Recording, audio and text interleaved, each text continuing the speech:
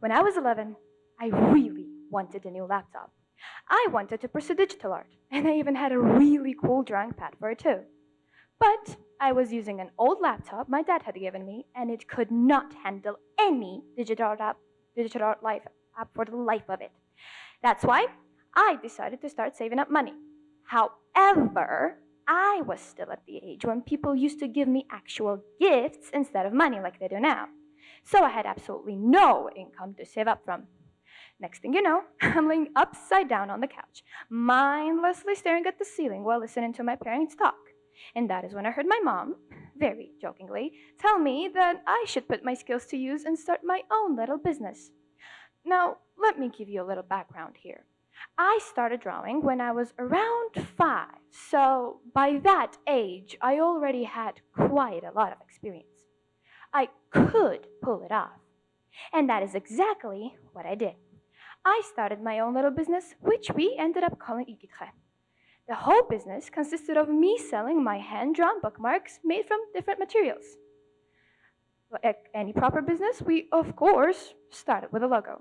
I remember me and my mom squished late at night on the bed, assembling it on a random site we found on Google. Then I got to work while my mom created a Facebook page. Honestly, when it all began, I didn't really have much hope. My mom, on the other hand, who has worked in marketing for most of her life, knew exactly what to do. First, she, of course, shared the page with all of her Facebook friends, and then she started posting ads. Bit by bit, my business started to grow, and my bookmarks started selling.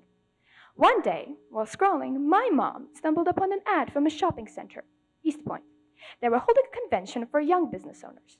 All you had to do was just sign up and hope to get accepted. I did. I signed up, I got accepted, and that is how I ended up standing in the freezing cold, windy East Point Center selling bookmarks for 2 days in September. I'm honestly not quite sure how it happened, but a little while later, in November, an interviewer from Tbilisi Times reached out and said that she wanted to write an interview about me and my small business. I was very happy, but I was also very nervous. It was my first interview, anything official of that kind. It turns out it didn't really need to be, though. All I had to do was just answer a few questions in a word file, but come on, can you blame me? It was definitely an experience, and I was so proud of myself.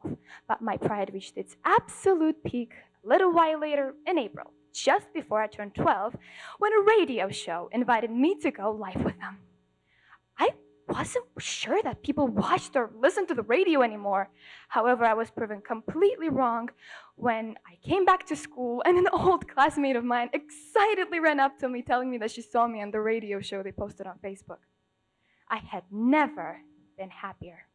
Sadly, I grew out of it. I got bored and eventually abandoned the business, but it's still there, sitting and waiting. Now that I think about it, this is a very, very solid foundation.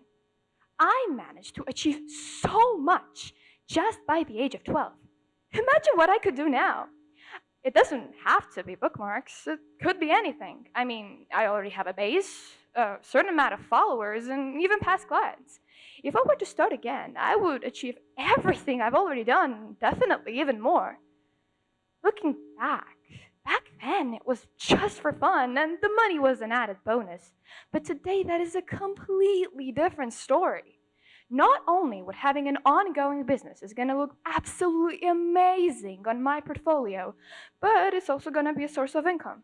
Now, it might not be much, and it definitely would not be stable either. But come on, income is income. Not gonna lie, I feel so guilty asking my mom for money because I know that I am not cheap. So, having my own income isn't only gonna make me feel more independent, but it's also gonna make things at least a little bit easier for my parents. I would have never achieved any of this had I not listened to my mom, had I ignored her or rolled my eyes like a rebellious preteen. What started as a joke turned into real success. Something that felt even bigger to me because, come on, how many 12-year-olds do you guys see on the radio? It could have gone like many small businesses, unknown and barely surviving. But it didn't. And that is something I really should appreciate much more than I do. Now, imagine if this were you. How many things do we ignore in a day? Be it something our friends said or our own ideas we for some reason declare foolish. From time to time, it doesn't really hurt to look into it. Give it a try and learn from it. Maybe, like it happened to me, not only could it work, but it could also reach massive success. So, give it a try. You never know how it might turn out. And if it doesn't work, then go and try again. Because at the end of the day, it never, and I mean never, hurts to try. Thank you.